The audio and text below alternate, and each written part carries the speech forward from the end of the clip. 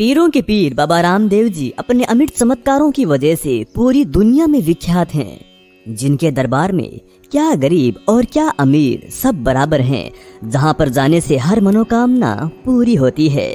बताया जाता है कि बाबा रामदेव ने अपने जीवन काल में कुल 24 पर्चे दिए हैं, लेकिन हम आपको यहाँ बाबा के 5 पर्चों यानी 5 अद्भुत चमत्कारों के बारे में अवगत करवाएंगे, जिनके बारे में आपको जरूर जानना चाहिए। तो बने रहिए हमारे साथ। वीडियो अगर पसंद आए तो वीडियो को लाइक जरूर करें, और अगर आप हमारे चैनल पर नए मेहमान हैं तो आगे बढ़ने से पहले चैनल को सब्सक्राइब करने के साथ ही बेल आइकन को भी जरूर प्रेस कीजिएगा। पीरों के पीर रामा पीर बाबाओं के बाबा रामदेव बाबा को सभी भक्त बाबारी कहते हैं। बाबा रामदेव जी को द्वारकाधीश भगवान का अवतार माना जाता है। हिंदू धर्म के लोग इन्हें रामदेव जी और मुस्लिम धर्म के लोग इन्हें रामसा पीर कहते हैं। मध्यकाल में जब अरब, तुर्क और ईरान के मुस्लिम शासकों द्वारा भारत में हिंदुओं पर अत्याचार करके उनका धर्मांतरण किया जा रहा था, तो उस काल में हिंदू मुस्लिम एकता के लिए सैकड़ों चमत्कारिक सिद्ध संतों और सूफी साधुओं का जन्म हुआ। उन्हीं में से एक हैं रामा पीर। सबसे ज्यादा चमत्कारिक और सिद्ध पुरुषों में इनकी गणना की जाती है। हिंदू मुस्लिम एकता के प्रतीक बाबा रामदेव के समाधि स्थल रुणिचा में मेला लगता है, जहां भारत और पाकिस्तान से लाखों की तादाद में लोग आते हैं। कुछ विद्वान मानते हैं कि विक्रम संवत 1409 को उड़ू कश्मीर बाड़मेर में बाबा का जन्म हुआ था, और विक्रम संवत 1442 में इन्होंने रुणिचा में जीवित समाधि ले ली थी। पिता का नाम अजमल जी तंवर, माता का नाम मेणा दे, पत्नी का नाम नेतल दे, गुरु का नाम बालीनाथ और घोड़े का नाम लाली था। बाबा रामदेव ने छुआछूत के खिलाफ कार्य करके दलित हिंदुओं का पक्ष ही नहीं लिया, बल्कि इन्होंने हिंदू मुस्लिमों के बीच एकता और भाईचारे को बढ़ाकर शांति से रहने की शिक्षा भी दी। बाबा रामदेव जी पोकरण के शासक भी रहे, लेकिन इन्होंने राजा बनकर नहीं, अपितु जन सेवक बनकर गरीबों, दलितों, असाध्य रोगग्रस्त रोगियों वे जरूरतमंदों की सेवा भी की। बाबा रामदेव जी जन्म से ही क्षत्रिय थे, लेकिन इन्होंने डालीबाई नामक एक दलित कन्या को अपने घर में बहन बेटी की तरह रखकर पालन पोषण करके समाज को यह संदेश दिया कि कोई छोटा या बड़ा नहीं होता। रामदेव बाबा को डालीबाई एक पेड़ के नीचे मिली थी। ये पेड़ मंदिर से 3 किलोमीटर दूर हाईवे के पास बताया गया है। बाबा रामदेव जी का पहला चमत्कार। भैरव नाम के एक असुर ने पोकरण में आतंक मचा रखा था। प्रसिद्ध इतिहासकार मोहनता नैन्सी के मारवाड़ा परगनारी विगत नामक ग्रंथ में इस घटना का उल्लेख मिलता है। भैरव असुर का आतंक पोकरण क्षेत्र में 36 कोस तक फैला हुआ था। यह राक्षस मानव की गंध सूंघ कर उसका वध कर देता था। यह असुर केवल बाबा के गुरु बालीनाथ जी के तप से ही डरता था, किंतु फिर भी इसने क्षेत्र को जीव रहित कर दिया था। अंत में बाबा रामदेव जी बालीनाथ जी के धूणे में गुदड़ी में छिपकर बैठ गए। जब भैरव राक्षस आया और उसने गुदड़ी खींची, तब अवतारी रामदेव जी को देखने के बाद वो अपनी पीठ दिखाकर भागने लगा और कैलाश टेकरी के पास गुफा में जा घुसा। वहीं रामदेव जी ने घोड़े पर बैठकर उसका वध कर दिया था। हालांकि कुछ लोग मानते हैं कि उसने हार मानकर आत्मसमर्पण कर दिया था। बाद में बाबा की आज्ञा अनुसार वो मारवाड़ छोड़कर चला गया था। बाबा का दूसरा पर्चा। कहते हैं कि चमत्कार होने से लोग गांव-गांव से रुणिचा आने लगे थे। ये बात रुणिचा और आसपास के गांव के मौलवियों को नहीं भाई। उन्हें लगा कि इस्लाम खतरे में है, तो उन्होंने बाबा को नीचा दिखाने के लिए कई प्रयास किए। जब उन पीरों और मौलवियों के प्रयास असफल हुए, तब उन्होंने यह बात मक्का के मौलवियों और पीरों से कही। उन्होंने कहा कि भारत में एक ऐसा पीर पैदा हो गया है जो अंधों की आंखें ठीक कर देता है, लंगड़ों को चलना सिखा देता है, और यहाँ तक कि वे मरों को जिंदा भी कर देता है। मक्का के मौलवियों ने इस पर विचार किया और फिर उन्होंने अपने पूज्य चमत्कारिक 5 पीरों को जब बाबा की ख्याति और उनके अलौकिक चमत्कार के बारे में बताया, तो वे 5 पीर भी बाबा की शक्ति को परखने के लिए उत्सुक हो गए थे। जिसके बाद वे 5 पीर मक्का से चलकर रुणिचा आ पहुँचे। बीच रास्ते में ही बाबा रामदेव जी से उनकी मुलाकात हुई। 5 पीरों ने रामदेव जी से पूछा कि हे भाई, रुणिचा यहाँ से कितनी दूर है? तब रामदेव जी ने कहा कि ये जो गांव सामने दिखाई दे रहा है वही तो रुणिचा है।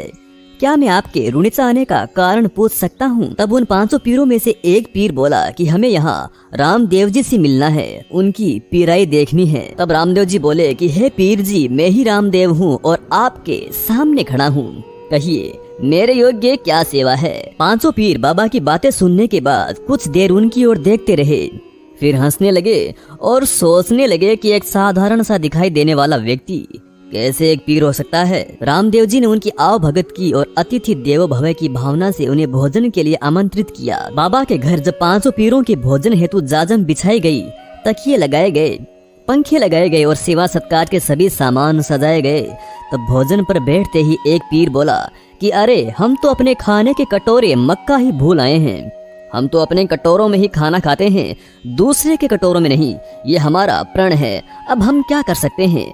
आप यदि मक्का से वे कटोरे मंगवा सकते हैं तो मंगवा दीजिए, वरना हम आपके यहाँ भोजन नहीं कर सकते। तब बाबा रामदेव जी ने उन्हें विनय पूर्वक कहा कि उनका भी प्रण है कि घर आए मेहमान को बिना भोजन कराए नहीं जाने देते। यदि आप अपने कटोरों में ही खाना चाहते हैं तो ऐसा ही होगा। इसके साथ ही बाबा ने अलौकिक चमत्कार दिखाया और जिस पीर का जो कटोरा था उसके सम्मुख रखा गया। बाबा जी के इस चमत्कार को देखने के बाद सारे पीर सकते में आ गए थे। जब पीरों ने पांचों कटोरे मक्का वाले देखे तो उन्हें अचंबा हुआ और मन में सोचने लगे कि मक्का कितना दूर है। ये कटोरे तो हम मक्का में छोड़ कर आए थे, ये कटोरे यहाँ कैसे आ गए।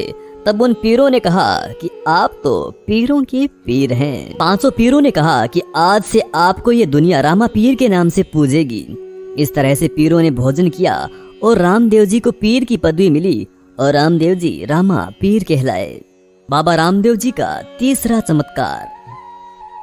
एक बार रानी नेतलदे ने रंग महल में रामदेव जी से पूछा कि हे प्रभु, आप तो सिद्ध पुरुष हैं, बताइए मेरे गर्भ में क्या है, पुत्र है या पुत्री है। इस पर रामदेव जी ने कहा कि तुम्हारे गर्भ में पुत्र है और उसका नाम सादा रखना है।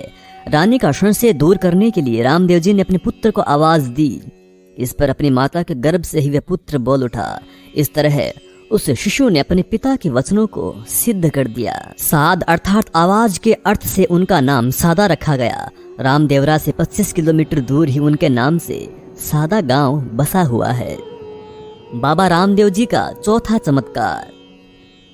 कहते हैं कि मेवाड़ के एक गांव में दल्लाजी नाम का एक महाजन रहा करता था। धन संपत्ति तो उसके पास खूब थी, लेकिन उसकी कोई संतान नहीं थी। किसी साधु के कहने पर वह रामदेव जी की पूजा करने लगा।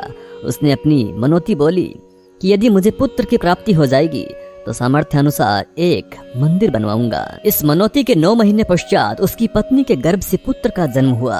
वो बालक जब 5 वर्ष का हो गया तो सेठ और सेठानी उसे साथ में लेकर कुछ धन संपत्ति लेकर रुणिचा के लिए रवाना हो गए। मार्ग में एक लुटेरा भी उनके साथ यह कहकर हो गया कि वह भी रुणिचा दर्शन के लिए जा रहा है। थोड़ी देर चलते ही रात हो गई और अवसर पाते ही लुटेरे ने अपना वास्तविक स्वरूप प्रकट किया। उसने कटार दिखाकर सेठ से ऊंट को बैठाने के लिए कहा।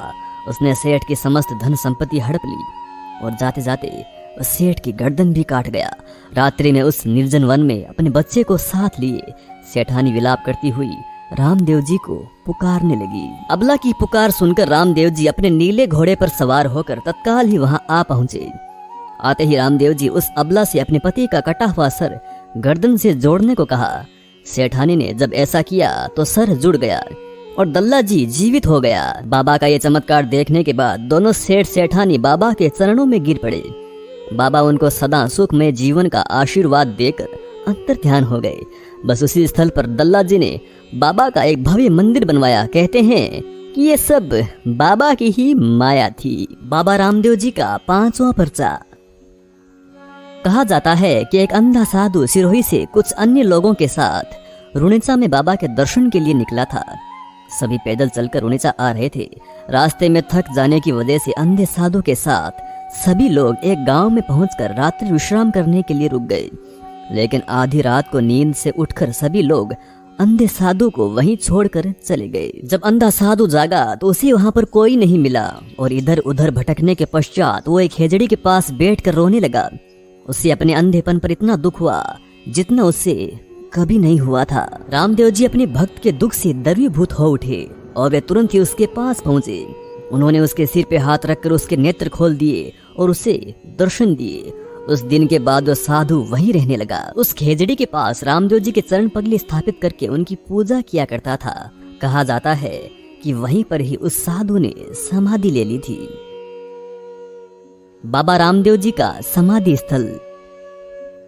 रुणीचा में बाबा ने जिस स्थान पर समाधि ली थी उस स्थान पर बीकानेर के राजा गंगा सिंह जी ने भव्य मंदिर का निर्माण करवाया। इस मंदिर में बाबा की समाधि के अलावा इनके परिवार वालों की समाधियां भी स्थित हैं। मंदिर परिसर में बाबा की मुंह बोली बहन डालीबाई की समाधि, डालीबाई का कंगन एवं राम झरोखा भी मौजूद है। बाबा ने यहाँ जिंदा ही समाधि ले ली थी। संवत 1442 को रामदेव जी ने अपने हाथ से श्रीफल लेकर सब बड़े बूढ़ों को प्रणाम किया तथा सबने पत्र पुष्प चढ़ाकर रामदेव जी का हार्दिक तन मन व श्रद्धा से अंतिम पूजन किया। बाबा रामदेव जी ने समाधि में खड़े होकर सबके प्रति अपना अंतिम उपदेश देते हुए कहा कि प्रति माह के शुक्ल पक्ष की दूज को पूजा पाठ, भजन कीर्तन करके पर्वोत्सव मनाना, रात्रि जागरण करना, प्रतिवर्ष मेरे जन्मोत्सव के उपलक्ष्य में तथा अंतर्ध्यान समाधि होने की स्मृति में मेरे समाधि स्थल पर मेला लगेगा। मेरे समाधि पूजन में भ्रांति व भेदभाव मत रखना, मैं सदैव अपने भक्तों के साथ रहूंगा।